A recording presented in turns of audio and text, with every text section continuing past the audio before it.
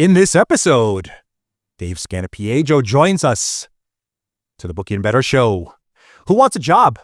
Got NFL coach openings, which are now posted. Oh, my phone's ringing. Hold on. We rank the playoff contenders from top to bottom, who belongs and who doesn't. We're going to cap all 6 wildcard matches this coming weekend, and so much more coming right on up. It's time for the Bookie and the Bettors show, live from Baldini's Casino. Beat the bookie. Make every bet count. Reno's #1 sports radio show is now on streaming platforms. Now, introducing the Bookie, Rob Kowalski, and the Bettors, Randy Wike and Nick Schulte. Welcome on back to the Bookie and Bettors show. I am your host, Robert Kowalski, joined once again by my best friend here at Baldini's Casino, Nick Schulte, and Dave Scanapiego. Welcome to the show, friend of the show. Dave, thank you so much for joining us today. My pleasure, thank you. How long have we known each other, actually? What's this fantastic story? Well, we go back to the 90s, but we never were introduced. But we both worked at Shea Stadium. Yes. So when I got here, I'm 60 years in New York. I'm here for a couple of weeks, and I get the same question I get every day. Roughly, like, what year was this? Was it shortly after COVID? Yeah, pretty much. Right. So, yeah, 6 years I'm here now. So I guess I walk into the Baldini's. I don't know any casinos. I don't know anything. It's all new to me. I get the same question from the guy behind the counter. Right. Freddie, who's a friend of both of ours. And Freddie goes, "Oh, you're from New York?" I said, "Yeah, I'm from New York. I get that every day." So in talking, he goes, "Hey, you know, what you do in New York?" I told him I worked at Shea Stadium. I think when I said that, I go like this. I'm like, what? You're behind the counter. I don't know who you are, whatever. But anyway, you're behind the counter and you say you're from Shea Stadium. I said, "Yeah, I worked at Shea Stadium 26 years. You said, "I worked for Shea Stadium." You worked at the ticket office. So when you heard me say Jigs, John Giglio's name, I think you thought I was bullshitting or something. You got the phone out and you called him. I didn't know he's your best friend in New York. Yep. And me and Jigs, I haven't seen him in 30 years, but, you know, we have a lot of, past. You got on the phone and called Jigs. I think when you mentioned my name, Jigs jumped out of his seat. Yes, he must have. Says, you got, he must have. You got Dave Scanapiego in your casino right now. That's exactly what happened. You gave me the phone. We talked for 20 minutes. You found out I'm not bullshitting. And, hell, we've been good friends forever and still trying to get Jigs out here. But still trying to get Jigs out. Yeah. So I'm going to just dedicate, right from the very beginning, I'm dedicating this episode to you, Jigs, who, without a shadow of a doubt, some decades ago, absolutely is responsible for me getting into this incredible business and industry, which I am forever grateful for, Jigs. And how I got into it, thanks to him, let's just save that and table that for another episode. But we miss you very much, Jigs, and hopefully get a chance to get you out here and absolutely see you here out on the West Coast once again. I'm glad he remembered me. I knew once you called him, he's going to remember me. Oh, no, yeah, he's got a memory. Yeah, exactly. Elephant, no doubt. So, no doubt. Well, thanks so much for joining. We're really looking forward to getting some insight. Our guests that we have here always have a take that's really custom flavored to their thought pattern and the way whether they break down a game from a betting perspective or just have their own philosophy on games. So we're really looking forward to hearing your perspective on those games. So some things that I want to lead off with, typically what I do every single episode, I'll take a look at betting records, right? So, well, the regular season is now done. We're entering the wild card round. And so worst NFL teams against the spread this season. Nick, yes, I know you laugh because you see and you scratch heads. We all scratch heads. However, from the bottom, the Tennessee Titans went 2-15 against the spread. You thought that was hard. Browns 4-13. The Giants and the 49ers equal at 5-12 against the spread. Falcons. I just like to say the Niners spreads are a little off just because of our location. It's not a true spread. There is bias, so we can put an asterisk. That is fair. The Niners 5-12. Falcons 6-10-1. Seahawks the same record against the spread. And then the New York Jets 6-11 against the spread. New York, baby. Yeah. Against the spread in the NFL playoffs, here's a note that we can look forward to starting, well, kind of right now. Let's take a look at some of the positive records here. Patrick Mahomes In the NFL, he is 13-5 against the spread in the playoffs. Baker Mayfield, 3-1. Jordan Love, 2-0. He is undefeated against the spread in the playoffs. CJ Stroud, 1-1. Stafford, 4-4. Same thing with Jared Goff. Russ Wilson has been around for a bit. 8-8 against the spread. And then towards the bottom part of the pool here with who's remaining, Herbert, 0-1. Jalen Hurts, 2-3 against the spread. Lamar Jackson, 2-4 against the spread. Josh Allen, 3-7 against the spread. The kid can't cover. Probably has nothing to do with him. It's just a line. Just a number. However, Quick question, though. I was thinking about this the other day when going over this. Is that opening lines or closing lines? let's just say closing for the sake of this argument, and that's what I always like to go with. Openers is one thing, but it's There's a lot of information to come out. Yeah, absolutely. Perfect. Always very important. That's the one thing I always make sure that everyone knows when you listen to the show, wherever you get your podcasts or whether you're watching this here on YouTube. Thank you, by the way. If you do like what you see, of course, don't forget to like and subscribe. I always go with what is current. So whatever lines we're seeing here, as we can see, our lines here at the book at Baldini's are printed, and they might not be fresh because those might be openers right there as you're looking at them. I will have our current numbers, and that's what we're always booking against here, so we have fresh information. That's, after all, kind of what this show is all about here. So let's go and lead off with something that I thought was fun, because at the end of regular seasons, well, things happen. Seasons end the way they don't want them to. So we have some NFL openings again. I'm going to present this in a different way because everyone talks about who's the best to come in. I'm going to change the whole entire format here. NFL jobs are open, Nick and Dave. Mm-hmm. I'm going to tell you who's open, and the phone's ringing right now. You made a funny point about the cold open. So these teams are looking for a coach. All of them are asking for your help and expertise. So, Dave, I'm going to start with you here. Here's a current NFL openings for head coach. Which one would you take? We're going to start with the Chicago Bears, the New York Giants. New York Jets. No, Jets. Thank you. New York Jets, New England Patriots, the Jacksonville Jaguars, the New Orleans Saints, and lately, with the general manager to boot, the Las Vegas Raiders. So, lots of vacancies. Which one, if you had every one of them saying, here's a I want you. I want you, which team are you taking? Well, you would think I would take the Jets, but no way in hell. I would definitely go with the Jaguars. Number one, the weather. But number two, Trevor Lawrence. He's 25 years old. We haven't seen him in his prime yet. Oh. He's got a lot more to give. I think they're going to be in the playoffs next year. I would definitely go with the Jaguars. I looked up the schedule. 8 games, they lost by 5 points or less. 8 games last year, they lost by 5 points or less. You turn that around, they're in the playoffs. So I would definitely go. I think the Jaguars are due. I always thought they would do last year, this year. So, but anyway, they're due next year. I think they make the playoffs next year. Kind of a rich owner there, too. It's got some money. Just a little. Yeah, I would say this. They're all billionaires. They all don't give it. That's actually so true. Thanks. That's actually a great point there. I didn't think I had a prediction for each of you. I did not have Jacksonville for your first choice. Nick, who are you taking over? Well, first off, I just got to say, probably the best job in the world is a fired head coach. Because I mean, what, Robert Saleh is still getting like $50,000 a day for the next 5 years for doing nothing A year, a day. Sign me up for that.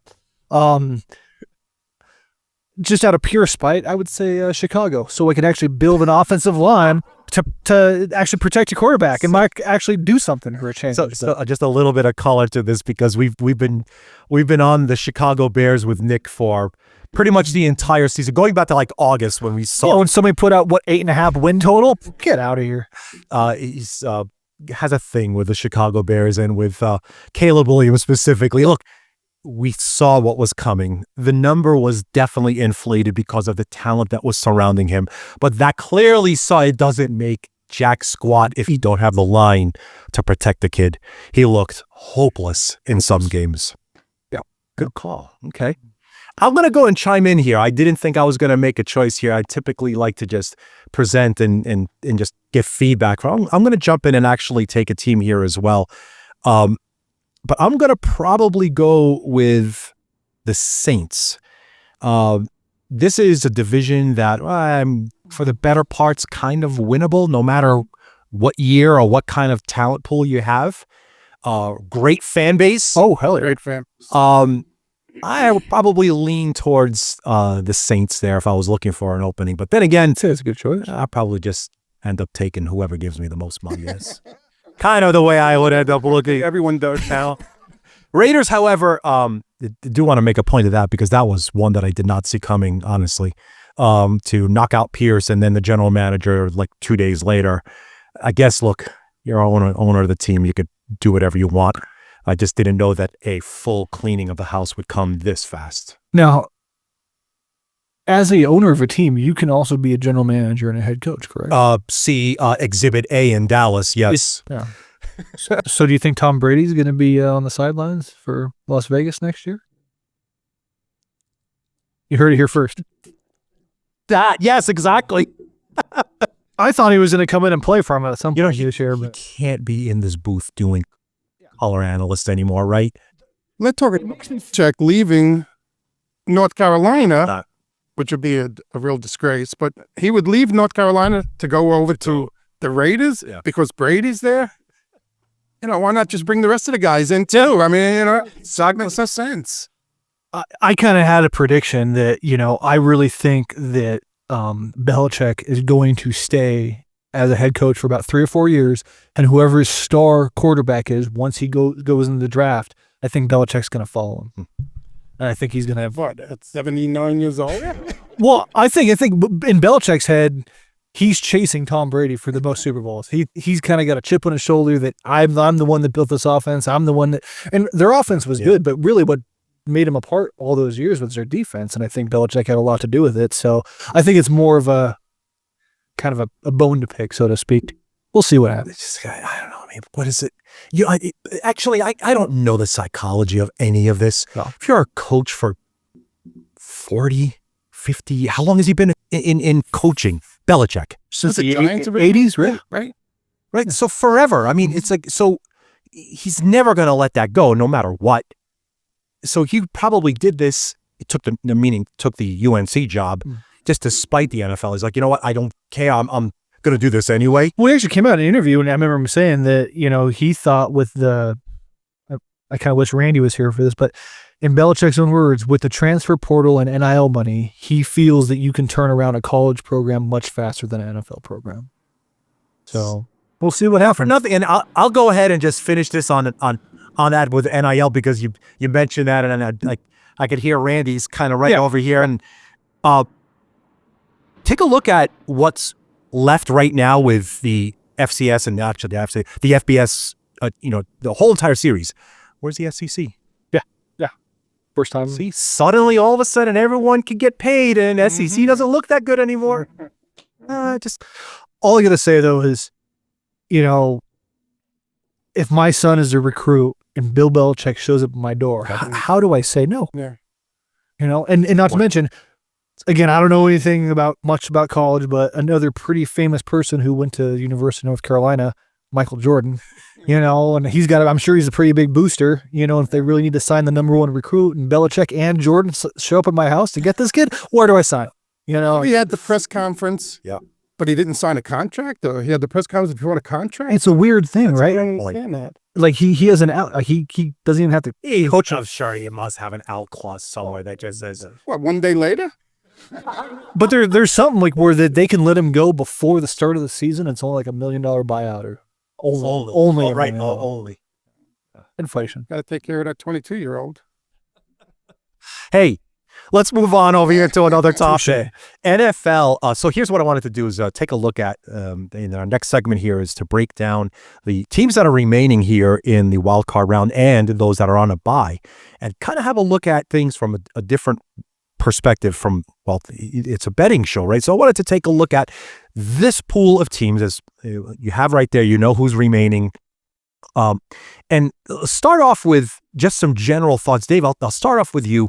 Do you find that there's a team or set of teams that absolutely are like round piece in a square peg here that just don't belong or just found their way to backdoor into this and you simply don't see them having a chance, Dave? Well, I would definitely start off with Minnesota. I think Minnesota doesn't belong there. I know their record is wild. but for some reason, they just don't look that good. And obviously, the last game of the season, they got blown out.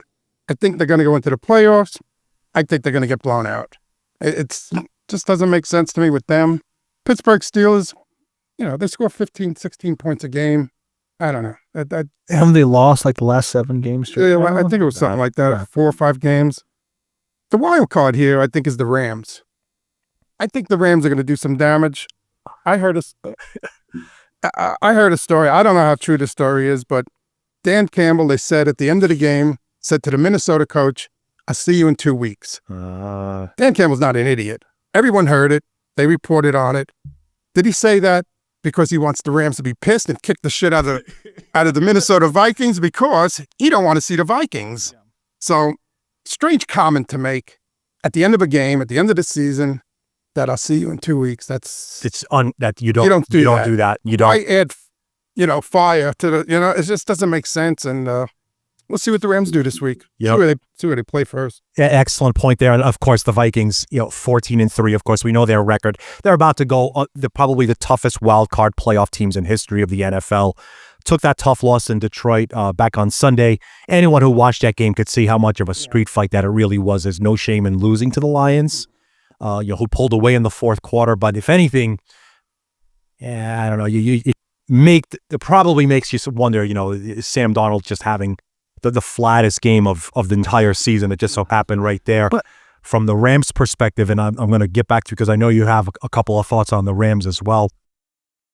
Doesn't seem to really make sense on what they were versus where they're at now. They're absolutely, they're trending towards being a very sexy Super Bowl contender. When they went off on the Buffalo, I think it was December 8th or so, when they won, they scored like 42 or 40. It was in the 40s, and I know that they ended up beating Buffalo there, went on to score 44 points over the next 3 games, all wins, by the way.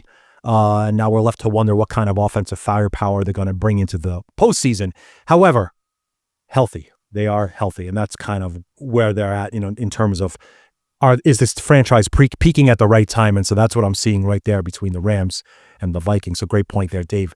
Nick, thoughts here on who belongs, who doesn't? Well, I just want to touch on the Vikings real quick, because I do agree. I don't see the Vikings winning that game. But expectations versus reality. And look, as a Minnesota fan, how can you not love this season? Like, you come in, you have the draft, all hope is lost, and then you come out with this record, and Sam Darnold, how many teams have given him a shot and he hasn't done anything? And I think Justin Jefferson helped a little bit, having a weapon like that. But everybody knows the playoffs are a totally different animal. Forget about the regular season. Yeah, totally different animal. Yeah. So, I would agree 100% that the Steelers, they've just looked flat in the second part of the year. And, we talked about this a couple of weeks ago, but there's always that one team that just seems to get hot about week 14, 15, and they just carry that momentum all the way through the playoffs. And I think that's the Rams this year for sure. So I'm heavy. What did I say about? I think Vikings are out, and I think Lions will be out next week. But we'll get to that next week completely. And not only right now, obviously want to go and start to take a look at the matchups individually in the wild card round. We'll get to that in just a moment. But obviously, Steelers, I probably would say it, and I don't think I'd get much pushback. They probably are, of all of the seeds that are remaining, and they are the 6th seed in the AFC. There isn't a team that is inspiring less confidence right now heading into the postseason than the Steelers. Lost Saturday to Cincinnati, which, by the way, landed right on the 2. I'm sure if you have half a brain, you're either laying the 1.5 or taking 2.5. So don't cry for the books on that one, as we got landed right on the number. That tends to happen. How do you guys feel about the Packers? I kind of feel like they're not a bad team, but they're just, I don't necessarily know where they thought they would be. Dave, we talked about the NFC North, and I a couple of, almost like 2 months ago, I asked them to find who's the fraud here among the Vikings, the Lions, and the Packers. So thoughts about them going into the postseason right now. We know Love's healthy. We know Watson's not. Bad elbow, they've been saying? He's good. He's good. Let's assume he's 100. Okay. Dr. Kowalski. I'd probably take a look at right now. If you look, they're not as bad in any form as the Steelers, but they're nowhere near the upper echelon. I probably have them stuck like right there in the middle. I honestly think that, if there's 7 teams that I feel have legitimate contention to win the Super Bowl, the Packers probably just make it right there at the very bottom. Well, you got to find out what happens to Jalen Hurts. We don't know if he's playing. I mean, he probably is playing, but is he 100%? So that's a big if. So I wouldn't even be able to know how to handicap that game without him. That's a good point. Yeah, because I was looking at that 4.5, and I'm like, how is it? Yeah. But okay, that makes. Can Saquon throw? Is he? Does he need to? Yeah. What do they call it? The pistol. There you go. Just run pistol. Snap it directly right to him. Wildcat. Thank you. That's it. Yeah, pistol, wildcat, same difference. Yeah. So before we actually go into the next to final segment, I wanted to take a look at the games. Things are important sometimes, and sometimes it's not sports. Most of the time, for me, it's food, right? And actually, when it's food, it's pizza. Okay. We all go. Right? So we're not going to go a segment with Dave. I'm not going to talk about pizza. So let's just cover this. This is pretty important right now. So we're going to rank the following. This is no right or wrong answer. I'm not going to judge you in any way with these following types of pizza. So let's start off with this list, right? And you're going to just rank them. We're going to start off with tavern pizza. You know what tavern pizza is? Raw pizza. Yeah, they take pizza, they sell it in a, barcino, tavern, Okay. You name it. And maybe they throw it through a conveyor belt like at Quiznos. And instead of fresh made, fresh made. But in this case, instead of cutting it like a human, they cut it into squares so that they could serve it on their napkins. Like a Chicago thing? Oh, no. In Sicilian? I will get to that as well. So that's tavern. It's typically tavern is like cracker thin. It's very crispy. It's overcooked. No flop. No flop. All right. Number 2 is the Chicago, right? So this is everyone's familiar, right? You've been to deep dishes that serve deep dish. It's a casserole. Okay, next. New York. Okay, the New York slice. I'm not going to go into anything more than that. We know what the New York slice is. Napolitana. Okay, you could find it in some of the better spots. Actually, there's a couple places here in town. Mm-hmm. Dopo. Yes, I'm going to finally do it. I'm going to hawk a place here. Dopo makes an incredible Napolitana.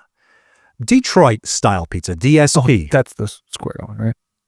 In addition to my next one, DSP is very heavy. It's a nice, heavy A lot square. of sauce. A lot of sauce. On top, yeah. And then there's the Sicilian. Right now, Corner piece. It's the corner piece. Give me the corner, Corner piece. piece. So, Nick, please, I give you my collection of pizza. Rank them. New York, number 1. I probably go Chicago number 2. I do like a good, Good casserole. Good job. Everything else is just trying to copy one of those. I gotta say, I remember I went to New York first time a couple of years ago, and I was hungry and I just popped into this, pizza store every street corner has a pizza store, and I'm just, I'll try, and I was blown away because this is what pizza should taste. Dave, he comes born and raised from California, so it's okay. it was a bit of a shock to see it there for the first time. Yeah, I worked at Mary's Pizza Shack for 2 weeks. I found out serving was not the job for me. Dave, I really, really think I know where this is going to go, but I'm not going to let you just slip on by without a good dissertation here. Obviously Italian, number 1. Bar pizza, great. Love bar pizza. Like you said, thin, but the rest, I couldn't care. Sicilian once in a while, but if I'm at this pizzeria and I got a Sicilian or I got a regular slice, I'd eaten a regular slice. I'm not eating it. You're not going to go to Spumoni Gardens with me and grab a square there? Anywhere with you, I don't have a problem with that. You went to Umberto's when you went back to New York. I don't know. That did happen, yes. King Umberto. New York, I go to Peter Luger's. Peter Luger's, now that's a steakhouse. Oh, the original Peter Luger's in Yes, Brooklyn. in Brooklyn. Without a doubt. Yeah. I have not been to that one. I've been to the one in Caesar's Palace in Yeah. Vegas. Yeah. Probably just as good. I don't know, but That's the thing I have. It was the best steak I've ever had in my entire life. yeah. But Peter Luger's in Brooklyn. 2 burnt out buildings. Burnt out next to buildings it. right next to it. You wouldn't dare go in the neighborhood, but Nope. You go to Peter Luger's for that. Go to Peter Lucas, right under the bridge. Love it. It was great margaritas, by the way. It's Such a happy episode right now. Okay. These games. So some thoughts here from a betting perspective. These numbers are hot off the press, as I like to say right here. The book of Baldini's. These lines are as of, well, right now as we're recording it. So you see them. I'm going to go ahead and start to call them out. And what I wanted to do is just look at these from a betting perspective. Anything that jumps out. Dave, I'll typically start with you on each of these matchups. So Saturday, 1:30 p.m., Chargers at the Houston Texans. I've seen some trends start to come in. Yeah, I'm a trend guy. And I'm starting to see some things up here on the ticket count and the money count over the counter. 3, to catch that 3 in Houston, you're laying 120, the total 42.5, Dave. What jumps out here on this matchup? Well, I'm definitely going Houston. I'm going to Texans. I found a statistic. I like trends. Wild card home dogs, 21-9. Home dog Houston. Home dog Houston. I'm taking that's the last 30 plays, but 21-9 wild card home dogs. You know, Trend man. Nick, I'm telling you, if there wasn't a conveyor belt to your thought here, please, I'm not even going to say it. I'm just going to let you say it right here. The trend is your friend.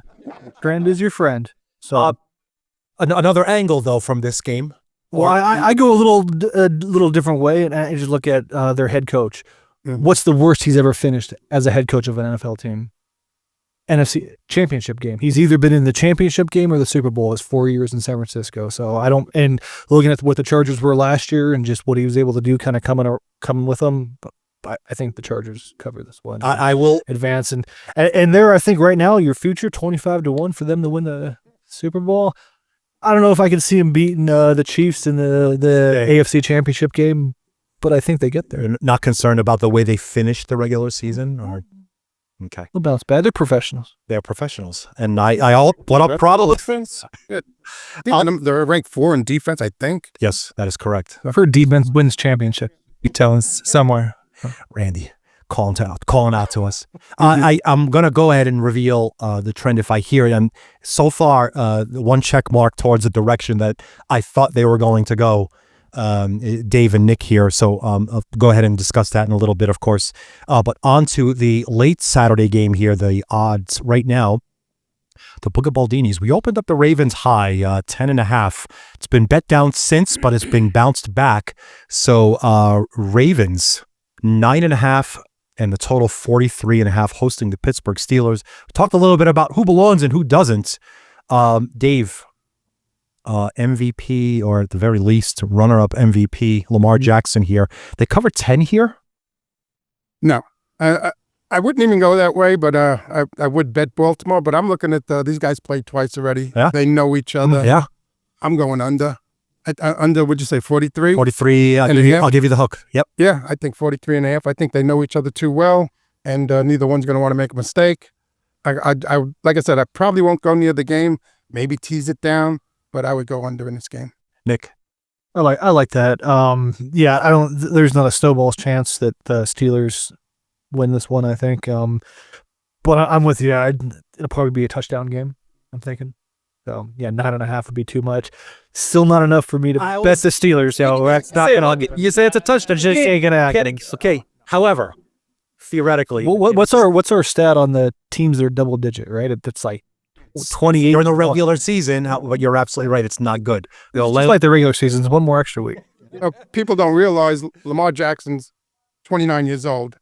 His window's closing, so he has to make a statement. Is he 29 or 28? 28, maybe. Yeah, because I saw there was a little interesting trend that every 12 years, the Ravens win the Super Bowl with a 28-year-old quarterback. 28-year-old. Yeah, they did in 2001, 2012, and now 2024.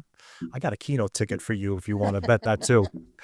So okay, though, look, if it were 10, would you take 10? No, I just don't want to touch the. You just don't want to touch the total. Just the side. Okay, Yeah, fair enough. It's a teaser for me. Yeah. To Sunday then. Start off with the early game here at 10 a.m. Pacific. The Denver Broncos are at Buffalo.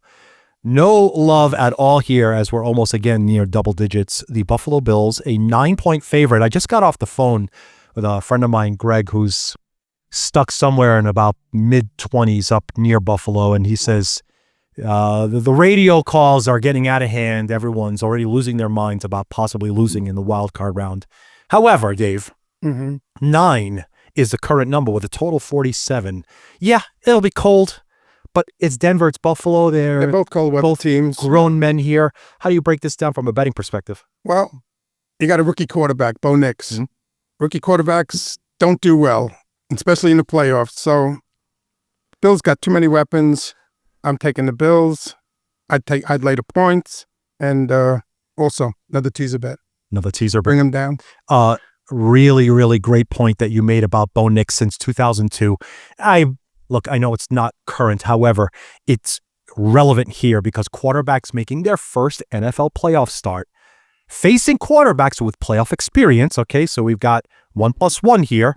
Have gone 19-37 with one push against the spread. I'm going to throw the challenge flag on that stat. 34%. What challenge flag? Give it to me. Is that rookie quarterbacks that have started the entire season or rookie quarterbacks that have come in for an injured player? Yes. Exactly. See where I'm going with that? Bo Nix Well, Bo Nix played all qualifies as a first-time quarterback, as does Jaden Daniels. We'll get to that game. And Sam Darnold will get to that game as well. Not a rookie. First start in the NFL playoffs. Okay. Excellent take there. Too many weapons on the Bills. I think they're going to go out and kill them. I think it comes down to it's a one-possession game, so I'm taking Broncos with the points. I'm not touching it'll go under, but I'm not touching that one. But you take the dog here, but I can't get you to bite back on Pittsburgh. I'm not a totals guy. I've been burned too many times on totals. Next up is the 1:30 game. This is the Green Bay Packers, as we talked about their injury concerns. And another injury concern here with Jalen Hurts of Philadelphia. So the Eagles opened them up 5.5. I knew if we went to 6, it would just be an avalanche of money on Green Bay. So we're in that gray area of 4.5 to 5.5, when we're currently sitting here at the book of Baldini's 4.5, the total 45.5. Dave, how would you break this one down? Jalen Hurts plays, and he's 100%. Green Bay's cooked. That's the way I look at it. I mean, Jalen Hurts, great season, couple injuries here and there, but I would take Philly. I had Philly to win the division on a future bet, and that was that good that came in. So yeah, that's cashed already. So yeah, I just see Jalen Hurts. Like I said, 100%. Yes, he wins. I gotta think that he's got to be. Yeah, even. I mean, the guy hasn't played. What's December 18th? I think I heard. Yeah. So he might be a little rust, but they're not going to risk hurting him. But 100% he wins the game. I think I saw him at practice on Twitter. He's already slinging the ball pretty good without any wincing. Nick, can I get you to take 4.5 here with Green Bay? No. You see, this is what I always try to do. I try to get them to both go opposite sides. Just kind of go ahead and take the 10% off it. If Hurts doesn't play, maybe, and that's a big maybe. But yeah, I mean, even not at 100%. I think if they play this game 100 times, the Eagles win 99 of those times. Alt spread? I know you love that alt spread every once in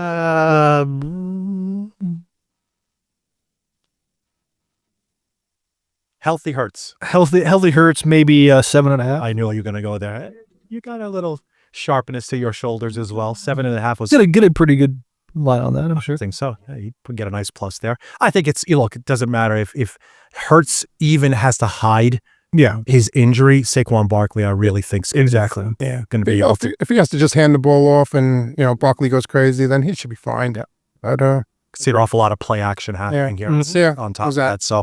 They're not gonna let him take a big hit. No, that's for sure. Yeah. That's so actually an interesting point. I'm wondering what's going to happen on the tush push scenario. Yeah, if they let him go and handle that, but I guess we'll know that from the first instance that it happens. Last Sunday game is at 5 p.m. Washington Commanders are at the Tampa Bay Bucks. Tampa opened 3.5. I got a couple of calls from my friends and colleagues, and first question mark was too much. Well, so here we are right now, Dave. Tampa Bay Buccaneers at home, laying 3. The total is high, 50 against the Washington Commanders. How do we go here? Well, number one, Daniels had a good year. He had a really good year. Crazy legs. This guy's going to be a good quarterback. Yeah. Just not this game. It's not going to happen in this game. I think on the road, Tampa Bay at home. Yeah. I think Tampa Bay covers the 3. Might even be a push, but I think Tampa Bay walks away with a victory. You know, Nick, we watched the last game, and I got a really great guest that's going to come up in a few weeks.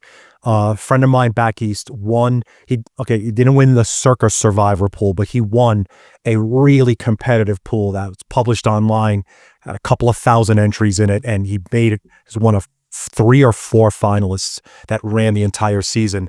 He had Tampa in the last week. They were down like double digits, kind of late. Things got a little scary. And then we saw Baker Mayfield just said, you know what? We could either win the division or be really sad. And kind of said, I'm doing this thing. So playing 3?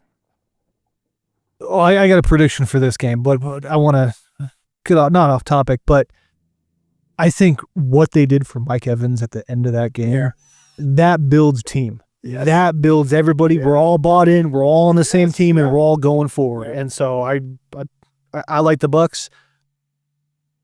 I like them. I don't like the 3. I agree. I think it's probably going to be a push. I like the 3.5. I see this game maybe even going to overtime. I think you can get a great probably deal on that. But I would wait. If it was at 3.5, I'd take Commanders all day at plus 3.5. Because again, I think it goes to overtime and Bucks win it with a field goal and OT. All right, so hold that. I'm going to book. No, I'm actually going to take that and just carve that in. Dave, if it was 3.5, would you lay it? No. Oh, no. And can't get them. I think it's going to be a field goal game, too. Yeah. Okay. Well done. Well done. Let's move to the final game here of this penultimate part of our segment here in this episode, and that is Monday night's wild card playoff game. Minnesota is at the LA Rams. Now, I want to preface this by saying, before we even get into the numbers, this game is scheduled to be played in LA. As we all can see, we have a horrifically tragic event that's happened with wildfires that have completely dismembered the Palisades and all of Southern California and the LA area. So, to this point, the Kings game was canceled last night, LA Kings. The LA Lakers game is canceled tonight. They're keeping their eyes to see if they even are going to be playing in LA. If they don't, they're going to end up moving this game to Arizona. We could get to the logistics of what that means from a betting perspective. But Dave, thoughts here? I mean, look, we both have stadium experience up the yin-yang. Right. Thoughts here from just a game perspective, just a logistics perspective from you. I think I heard 4,000 homes and buildings, storefronts been destroyed already. It's horrible. Hearts, prayers go out to them. But I would definitely move the game. I can't see what's going on here. And you got all our state, you got Nevada, you got everyone going around helping. How could you take those people away, say, go to the ballpark and do crowd control? How could you do that? You can't do that. No, it's what's sickening. The priorities here? Yeah, what's the priorities? Like, I love football, but there's a time and place for everything. Yeah, exactly. You know, I'd say just go ahead and announce it, get it moved. That way they can get it over there. They can start training and we can just let them deal with what needs to be done in Los Angeles right now. No, I'm not. I'm actually I'm shocked the game hasn't been moved yet. Correct. I don't know. I don't know if Minnesota's already in LA. I don't know, if they're going to wait and see what happens, but I'd be shocked if they have this game and probably a little disappointed. Yeah, great point. It would not be in good taste. Right. So the first thought that came out is they're going to move it to Scottsdale where the Cardinals have their home stadium. So easy trip down 10 to get there. Not that it matters in the NFL, so it kind of just looks at the whole. Nothing against the Rams, but I mean, I would say the Rams is the one team that consistently they have more away team fans at that game than they have home fans. So from their play style, I don't think it's going to affect them at all. So then, okay, look, the game opened Vikings 2.5, which eventually started to, and I forget about the Sam Darnold first-time quarterback in the playoff stat. 2.5 became very quickly 2, became 1.5. Mm-hmm. Dave, we're at pick. Yeah. So let's just go on this thought that we are going to play on a neutral field. Right. We're going to be playing in Scottsdale. So pick, probably from my perspective, Keep it. probably stays there. Yeah, I would keep it there too. So the total is currently 48, which is up from our opener of 47. Thoughts on a pick'em game on a neutral field? Okay, interesting. Neutral field. I go back to something I saw on TV where Dan Campbell said to the Minnesota coach at the end of the game, "I'll see you in 2 weeks." Yes. Tell me that doesn't piss off the Rams. Yeah. I mean, Dan Campbell's not an idiot. Did he say it to piss off the Rams? So the Rams beat Minnesota? So Minnesota, they don't have to see Minnesota again? I think that might have something to do with it. Mm-hmm. As for the game, I'm Rams all the way. Rams all the I'm Rams if they were home, 1.5, whatever. I think Rams. Rams in any direction. Yeah. Total, I don't know too much about. 48's about right. About right. But I like the Rams.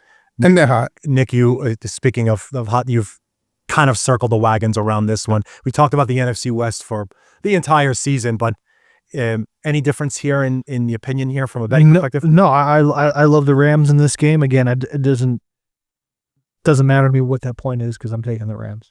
So and to the point where I see here at the book of Baldini's, we have the Rams futures to win the championship at 35-1.